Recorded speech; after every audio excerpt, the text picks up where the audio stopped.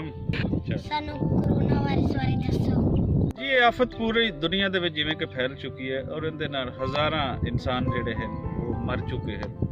ਪਾਕਿਸਤਾਨ ਦੇ ਵਿੱਚ ਵੀ ਇਹ ਆਫਤ ਪਾਕਿਸਤਾਨ ਦੇ ਨਾਲ ਦੇ ਮੁਲਕਾਂ ਦੇ ਵਿੱਚ ਜਿਵੇਂ ਈਰਾਨ ਹੈ, ਜਿਵੇਂ ਇੰਡੀਆ ਹੈ, ਇਹਨਾਂ ਮੁਲਕਾਂ ਦੇ ਵਿੱਚ ਵੀ ਇਹ ਫੈਲ ਚੁੱਕੀ ਹੈ। ਸੋ ਇਹਦੇ ਤੋਂ ਬੱਚੇ ਨੂੰ ਬਚਾਉਣਾ ਚਾਹੀਦਾ ਹੈ, ਵੱਡੇ ਨੂੰ ਬਚਾਉਣਾ ਚਾਹੀਦਾ ਹੈ, ਕਿਸਾ ਮਕਸਦ ਕਿ ਹਰ ਫਰਦ ਨੂੰ ਬਚਾਉਣਾ ਚਾਹੀਦਾ ਹੈ। ਔਰ ਬਚਾਓ ਦਾ ਤਰੀਕਾ ਇਹ ਹੈ ਕਿ ਸਾਨੂੰ ਜਿਵੇਂ ਅਸੀਂ ਮਜਬੂਰੀ ਦੇ ਮਾਰੇ ਇਸ ਟਾਈਮ ਨੇੜੇ ਖੜੇ ਹਾਂ, ਸਾਨੂੰ ਇਤਨੇ ਫਾਸਲੇ ਤੇ ਨਹੀਂ ਖਲੋਣਾ ਚਾਹੀਦਾ, ਸਾਨੂੰ ਥੋੜਾ ਦੂਰ ਰਹਿਣਾ ਚਾਹੀਦਾ ਜਿਵੇਂ ਅਸੀਂ ਅੱਜ ਕੱਲ੍ਹ ਰਹਿ ਰਹੇ ਹਾਂ। ਔਰ ਇਹਦੇ ਵਿੱਚ ਹੱਥ ਧੋਂਦੇ ਰਹਿਣਾ ਚਾਹੀਦਾ ਹੈ ਔਰ ਬਾਕੀ ਮਹਿਫਲਾਂ ਜਿਹੜੀਆਂ ਹਨ ਉਹਨਾਂ ਜਾਣਾ ਖਤਮ ਕਰ ਦੇਣਾ ਚਾਹੀਦਾ ਹੈ ਔਰ ਬਚਣਾ ਚਾਹੀਦਾ ਹੈ। ਇਸ ਤੋਂ ਜਿੰਨਾ ਮੁਮਕਿਨ ਹੋ ਸਕੇ ਲੋਕਾਂ ਨੂੰ ਵੀ ਬਚਾਉਣਾ ਚਾਹੀਦਾ। ਅੱਛਾ ਮਾਮੂ, ਇਹਦੇ ਵਿੱਚ ਆਪਣੇ ਮਹਿਕਮੇ ਕੀ ਕਰ ਰਹੇ ਹਨ? ਜੀ ਬੜਾ ਸੋਹਣਾ ਸਵਾਲ ਅਰਸਲਾਨ, ਕਿ ਵੇਖਣਾ ਸਾਨੂੰ ਚਾਹੀਦਾ ਹੈ ਕਿ ਗਵਰਨਮੈਂਟ ਜੋ ਕੁਝ ਕਰ ਰਹੀ ਹੈ ਉਹਦੇ ਅੰਦਰ ਜਿਹੜੇ ਸਰਕਾਰ ਦੇ ਮਹਿਕਮੇ ਹਨ ਉਹਨਾਂ ਦਾ ਕਿਰਦਾਰ ਕੀ ਹੈ।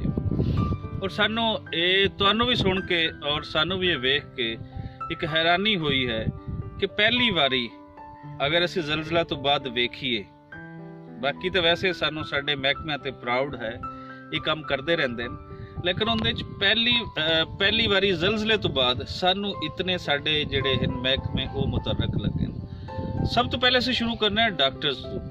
ਡਾਕਟਰਸ ਦਾ ਰੋਲ ਉਹਦੀ ਜਿਵੇਂ ਨਿਗੇਸ਼ਨ ਕੀਤੀ ਗਈ ਪਿਛਲੇ 2-3 ਸਾਲਾਂ ਦੇ ਵਿੱਚ, ਜਦੋਂ ਵੀ ਹੜਤਾਲ ਹੁੰਦੀ ਤੇ ਉੱਥੇ ਯੰਗ ਡਾਕਟਰਸ ਦਾ ਨਾਮ ਲਿਖ ਕੇ ਉਹ ਕੁਐਸਚਨ ਮਾਰਕ ਪੈਦਾ ਕਰ ਦਿੱਤਾ ਜਾਂਦਾ ਕਿ ਕਿਆ ਇਹ ਡਾਕਟਰਸ ਹਨ?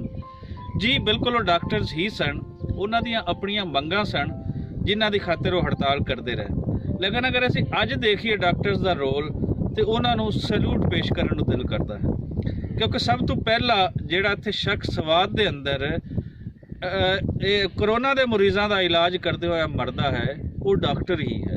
ਸੋ ਡਾਕਟਰ ਕਮਿਊਨਿਟੀ ਨੂੰ ਅਸੀਂ ਸਲੂਟ ਪੇਸ਼ ਕਰਨੇ ਆ, ਜਿੱਥੇ ਕੋਈ ਡਾਕਟਰ ਬੈਠਾ ਹੈ ਉਹਦਾ ਰੋਲ ਕਮਾਲ ਹੈ ਇਸ ਕਰੋਨਾ ਵਾਇਰਸ ਨੂੰ ਮੁਕਾਉਣ ਦੇ ਵਿੱਚ। ਪਾਕਿਸਤਾਨ ਜੇ ਗਰੀਬ ਮੁਲਕ ਦੇ ਕੋਲ ਉਹ ਸਹੂਲਤਾਂ ਨਹੀਂ ਹਨ ਜੋ ਤਰੱਕੀ ਯਾਫਤਾ ਮੁਲਕਾਂ ਦੇ ਡਾਕਟਰਸ ਦੇ ਕੋਲ ਹੁੰਦੀਆਂ ਹਨ।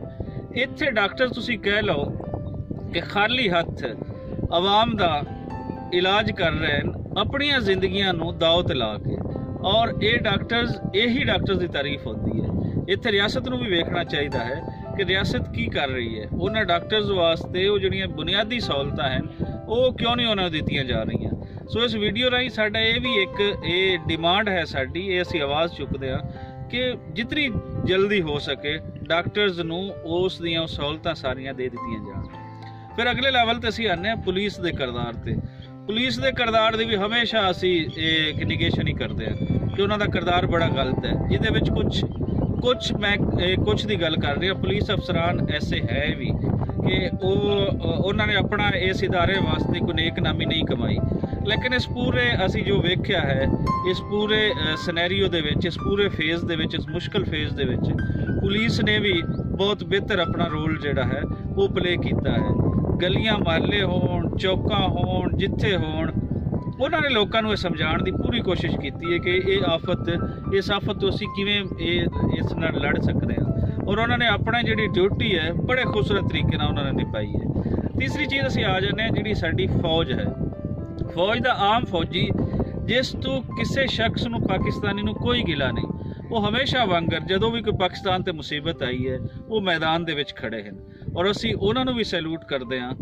ਇਹ ਅਲੱਗ ਗੱਲ ਹੈ ਕਿ ਪਾਕ ਫੌਜ ਦੇ ਕੁਝ ਸਿਆਸੀ ਕਿਰਦਾਰ ਤੇ ਸਾਡੇ ਕੁਝ ਦੋਸਤ ਸਵਾਲ ਚੁੱਕਦੇ ਰਹਿੰਦੇ ਨੇ, ਲੇਕਿਨ ਅਗਰ ਉਹ ਅਸੀਂ ਵੇਖੀਏ ਤੇ ਉਹ ਅਬਵ ਲੈਵਲ ਦੀਆਂ ਗੇਮਸ ਹਨ। ਥੱਲੇ ਲੈਵਲ ਦਾ ਜਿਹੜਾ ਹੈ ਸਾਡੇ ਕੋਲ ਜਿਹੜਾ ਸਾਡੀ ਫੌਜ ਦਾ ਇੱਕ ਸ਼ਖਸ ਹੈ ਉਹ ਸਾਡੇ ਵਿੱਚੋਂ ਹੀ ਹੈ, ਉਹ ਵਿਚਾਰਾ ਉਸ ਕਲਾਸ ਦੇ ਵਿੱਚੋਂ ਹੀ ਹੈ ਜਿਹੜੀ ਕਲਾਸ ਹਮੇਸ਼ਾ ਕੁਝ ਕਰਕੇ ਖਾਂਦੀ ਹੈ। ਸੋ ਇਹ ਉਹ ਲੋਕ ਹਨ ਇਹ ਜਿਹੜੇ ਸਾਡੀ ਫੌਜ ਦੇ ਵਿੱਚ ਵੀ ਹਨ ਕਿ ਜਿਨ੍ਹਾਂ ਹਮੇਸ਼ਾ ਜਦੋਂ ਵੀ ਇਹਨਾਂ ਦੀ ਲੋੜ ਪਈ ਇਹ ਅੱਗੇ ਵਧੇ, ਇਹਨਾਂ ਨੇ ਆਪਣੀਆਂ ਹਯਾਤੀਆਂ ਕੁਰਬਾਨ ਕੀਤੀਆਂ, ਇਹਨਾਂ ਨੇ ਲੋਕਾਂ ਦੀ ਫਲਾਹ ਵਾਸਤੇ, ਲੋਕਾਂ ਨੂੰ ਬਚਾਉਣ ਵਾਸਤੇ ਆਪਣੀਆਂ ਜ਼ਿੰਦਗੀਆਂ ਜਿਹੜੀਆਂ ਹਨ ਉਹ ਦਾਅ ਤੇ ਲਾਈਆਂ।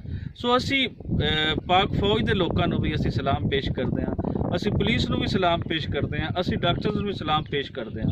ਔਰ ਇਹ ਸਾਰਾ ਕੁਝ ਕਰਨਾ ਸਵਾਲ ਇਹ ਹੈ ਕਿ ਕਿਉਂ ਜ਼ਰੂਰੀ ਹੈ? ਇਹ ਜ਼ਰੂਰੀ ਇਸ ਲਈ ਹੈ ਕਿ ਜਿਹੜੇ ਮਹਿਕਮੇ ਇਹ ਕੰਮ ਬਿਹਤਰ ਤਰੀਕੇ ਨਾਲ ਕਰ ਰਹੇ ਹਨ ਉਹਨਾਂ ਨੂੰ ਅਗਰ ਤੁਸੀਂ ਸਪੋਰਟ ਕਰੋਗੇ ਤੇ ਉਹਨਾਂ ਦੇ ਅੰਦਰ ਕੈਰੇਜ ਹੋਰ ਵਧੇਗੀ, ਉਹਨਾਂ ਅੰਦਰ ਕੁਝ ਕਰਨ ਦਾ ਹੌਸਲਾ ਹੋਰ ਵਧੇਗਾ। ਉਹਨਾਂ ਨੂੰ ਅਗਰ ਲੱਗੇਗਾ ਕਿ ਸਾਡੀ ਆਵਾਮ ਸਾਡੀ ਰਿਸਪੈਕਟ ਕਰ ਰਹੀ ਹੈ ਸਾਡੇ ਕੰਮ ਦੀ ਵਜ੍ਹਾ ਤੋਂ ਇਹਨੂੰ ਹੋਰ ਬਿਹਤਰ ਬਣਾਉਣਗੇ। ਸੋ ਜਿੱਥੇ ਅਸੀਂ ਹਰ ਚੀਜ਼ ਦੀ ਨਿਗੇਸ਼ਨ ਕਰਦੇ ਹਾਂ ਉੱਥੇ ਸਾਨੂੰ ਇਹ ਤਾਰੀਫ ਵੀ ਕਰਨੀ ਚਾਹੀਦੀ ਹੈ। ਔਰ ਇਹ ਆਫਤ ਜਿਹੜੀ ਸਾਡੇ ਤੇ ਇੱਕ ਨਾਜ਼ਲ ਹੋਈ ਹੈ, ਇਸ ਨਾਲ ਅਸੀਂ ਕਿਵੇਂ ਨਿਬੜ ਰਹੇ ਹਾਂ, ਕਿਵੇਂ ਨਿਬੜਨਾ ਹੈ, ਇਹਦੇ ਵਿੱਚ ਸਾਰੇ ਇਦਾਰੇ, ਸਾਰੀ ਉਹਦੇ ਵਿੱਚ ਆਵਾਮ, ਇਹ ਅਸੀਂ ਇੱਕ ਮੁੱਠ ਹੋਵਾਂਗੇ ਤੇ ਇਸ ਤੋਂ ਅਸੀਂ ਇਸ ਨੂੰ ਸ਼ਿਕਸਤ ਦੇ ਪਾਵਾਂਗੇ। ਔਰ ਇਸ ਨੂੰ ਆਪਣੇ ਜਿਹੜਾ ਪੰਜਾਬ ਹੈ, ਜਿਹੜਾ ਸਿੰਧ ਹੈ, KPK ਹੈ, ਬਲੋਚਿਸਤਾਨ ਹੈ, ਪੂਰਾ ਪਾਕਿਸਤਾਨ ਹੈ, ਕਸ਼ਮੀਰ ਹੈ, ਉਸ ਨੂੰ ਅਸੀਂ ਮਿਲ ਕੇ ਹੀ ਇਸ ਨੂੰ ਅਸੀਂ ਬਚਾਵਾਂਗੇ। ਔਰ ਇਸ ਲਈ ਇਹ ਜਿਹੜਾ ਇਦਾਰਿਆਂ ਦਾ ਕਿਰਦਾਰ ਹੈ ਅਰਸਲਾਨ ਸਾਹਿਬ, ਉਹ ਇਸ ਦੇ ਵਿੱਚ ਬੜਾ ਸੋਹਣਾ ਕਿਰਦਾਰ ਹੈ ਔਰ ਅਸੀਂ ਸਲੂਟ ਪੇਸ਼ ਕਰਦੇ ਹਾਂ। ਮੈਂ ਚਾਹਾਂਗਾ ਕਿ ਤੁਸੀਂ ਵੀ ਸਲੂਟ ਉਹਨਾਂ ਨੂੰ ਪੇਸ਼ ਕਰ ਦਿਓ। ਇਹ ਹੈ ਇਹਨਾਂ ਇਦਾਰਿਆਂ ਦਾ ਕਿਰਦਾਰ। ਤੁਸੀਂ ਹੁਣ ਦੱਸੋ ਵੀ ਤੁਸੀਂ ਕੀ ਆਖਣਾ ਚਾਹੁੰਦੇ ਹੋ? मेरे वजह भी सारे महकमे ਨੂੰ सलाम। ਇਹ ਹੈ ਇਹਨਾਂ ਇਦਾਰਿਆਂ ਦਾ ਕਿਰਦਾਰ। ਤੁਸੀਂ ਹੁਣ ਦੱਸੋ ਵੀ ਤੁਸੀਂ ਕੀ ਆਖਣਾ ਚਾਹੁੰਦੇ ਹੋ?